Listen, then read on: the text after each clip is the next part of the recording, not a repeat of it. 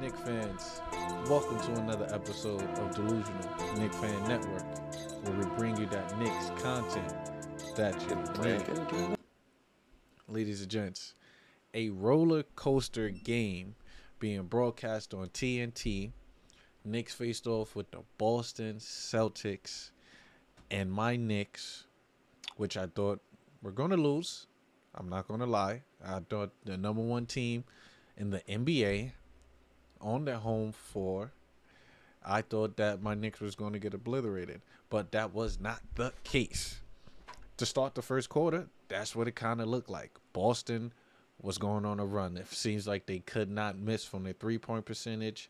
They led for the most part of the game, but then my Knicks was itching back the second quarter, brought it within halftime.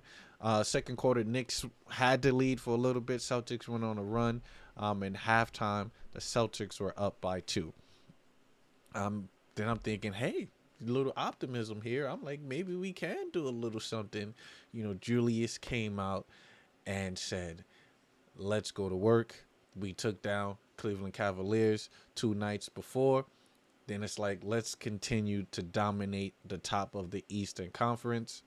And my Knicks played a somewhat good game the third quarter. We took the lead. We were up. Fourth quarter, we held the lead. The bench gave us solid minutes. I was like, Opie knocking down threes quickly with 17 points. I was just like, yo, we're getting solid quality minutes from the bench, while the starters got some rest so that we could be fresh and prepared for the fourth quarter. That was my issue. Let's hold it down. Fourth quarter came. We had to lead to roughly around the 6-minute mark. And that's when Boston literally went on a run. I'm thinking game will be done. Celtics missed a shot to send it into overtime, and we go into OT.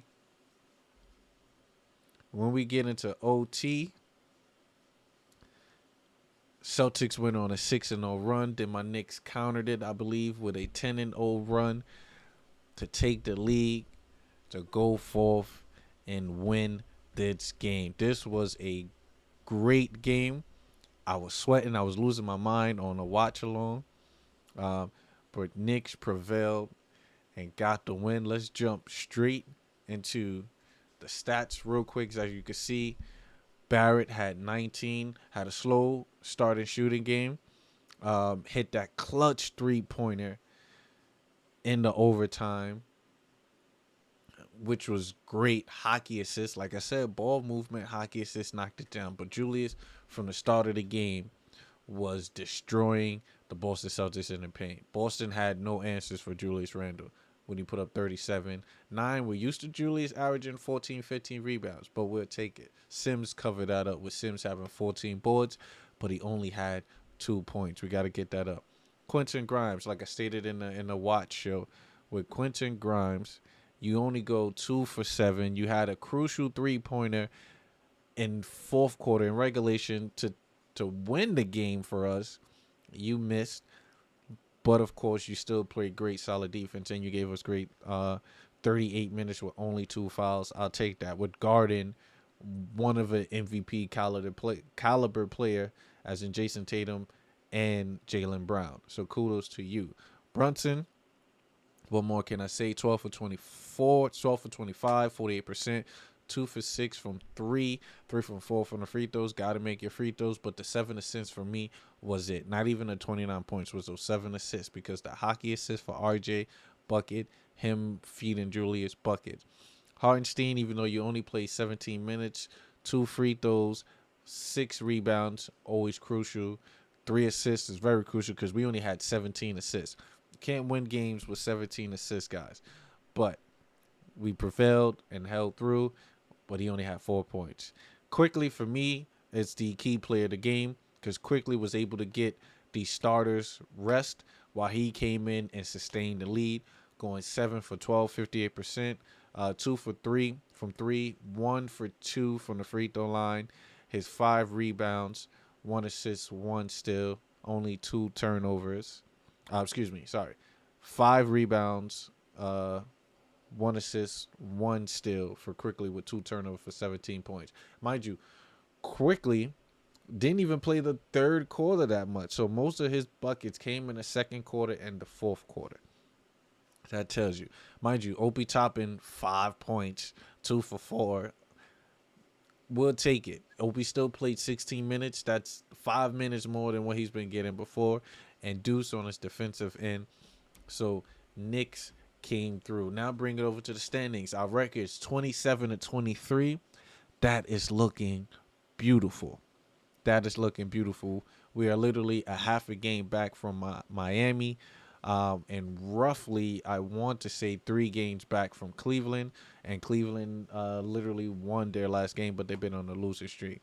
So let's continue for that push. I am moving quickly because I did do like a 2.5 hour stream. This is just a quick summary to wrap it up.